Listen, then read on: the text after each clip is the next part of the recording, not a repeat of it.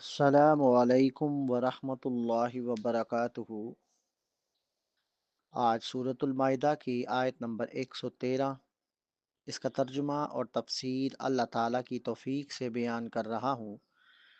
اللہ تعالیٰ سے دعا ہے کہ اللہ تعالیٰ مجھے حق سچ بات کہنے کی توفیق عطا فرمائے۔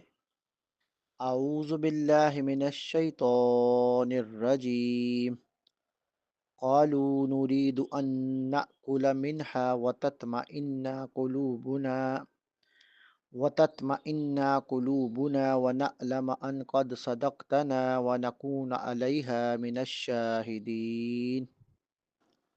قالوا، انہوں نے کہا، نریدو، ہم چاہتے ہیں، ان، یہ کہ، نأکل، ہم کھائیں، منہا، اس میں سے، وتطمئن، اور مطمئن ہو جائیں، قلوبنا، دل ہمارے، ونعلم، اور ہم جان لیں، ان، یہ کہ، قد، واقعی، صدقتنا، سچ کہا آپ نے ہم سے، ونکون، اور ہم ہو جائیں، علیہا، اس پر، من الشاہدین، گواہی دینے والوں میں سے۔ حواریوں نے کہا، ہم چاہتے ہیں کہ اس میں سے ہم کھائیں اور ہمارے دل مطمئن ہو جائیں اور ہم جان لیں کہ آپ نے ہم سے واقعی سچ ہی کہا ہے اور ہم اس پر گواہی دینے والوں میں سے ہو جائیں۔ اس آیت کی وضاحت ایسے ہے، قالوا نريد ان نأكل منها، حواریوں نے کہا ہم چاہتے ہیں کہ اس میں سے ہم کھائیں، یعنی ہم اس کی برکت پائیں۔ یہ دلیل ہے کہ وہ کھانے کے ضرورت مند تھے۔ وَتَطْمَئِنَّ قُلُوبُنَا، اور ہمارے دل مطمئن ہو جائیں۔ ہماری دل کے اطمینان کے آخری درجے یعنی عین الیقین تک پہنچنا چاہتے تھے، جیسا کہ سیدنا ابراہیم علیہ السلام نے اللہ تعالیٰ سے کہا تھا، وَلَكِن لِيَطْمَئِنَّ قَلْبِي، وَلَكِن لِيَطْمَئِنَّ قَلْبِي، لیکن اس لیے کہ میرا دل مطمئن ہو جائے۔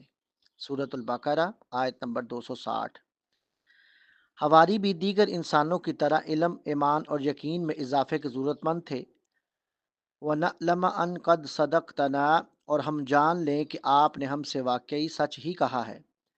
حواری چاہتے تھے کہ ہم جان لیں کہ سیدنا عیسیٰ علیہ السلام نے جو کچھ کہا ہے وہ حق ہے۔ وَنَكُونَ عَلَيْهَا مِنَ الشَّاهِدِينَ، اور ہم اس پر گواہی دینے والوں میں سے ہو جائیں، یعنی جب ہم گواہی دیں تو حجت قائم ہو جائے گی، یعنی جب ہم گواہی دیں گے تو حجت قائم ہو جائے گی، دلائل سے ثابت ہو جائے گا کہ آپ اللہ تعالیٰ کے سچے رسول ہیں۔ اے اللہ، تیری توفیق سے آج سورۃ المائدہ کی آیت نمبر 113، اس کا ترجمہ اور تفسیر بیان کی۔ اے اللہ، اس کو اپنی بارگاہ میں قبول و منظور فرما۔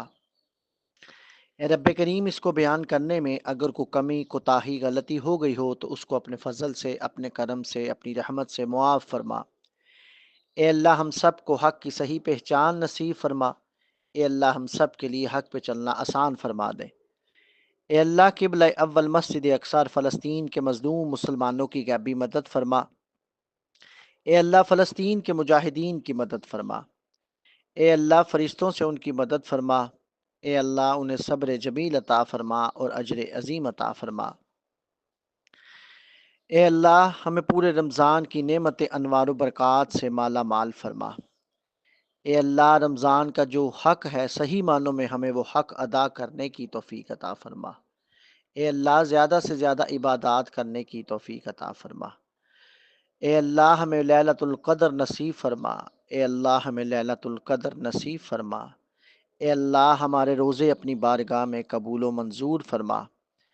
اے اللہ، ہمیں دین اسلام کے احکام پر مکمل طور پر عمل کرنے والا بنا دے۔ اے اللہ، ہمیں حج عمرہ کی سعادت نصیب فرما۔ اے اللہ، ہمارے کبیرہ صغیرہ گناہوں کو اپنی رحمت سے معاف فرما۔ اے اللہ، ہمیں تقوی اور پرہیزگاری نصیب فرما۔ اے اللہ، ہمیں نبی کریم صلی اللہ علیہ وآلہ وسلم کی سنت پر چلنے کی توفیق عطا فرما۔ وآخر دعوانا ان الحمد للہ رب العالمین۔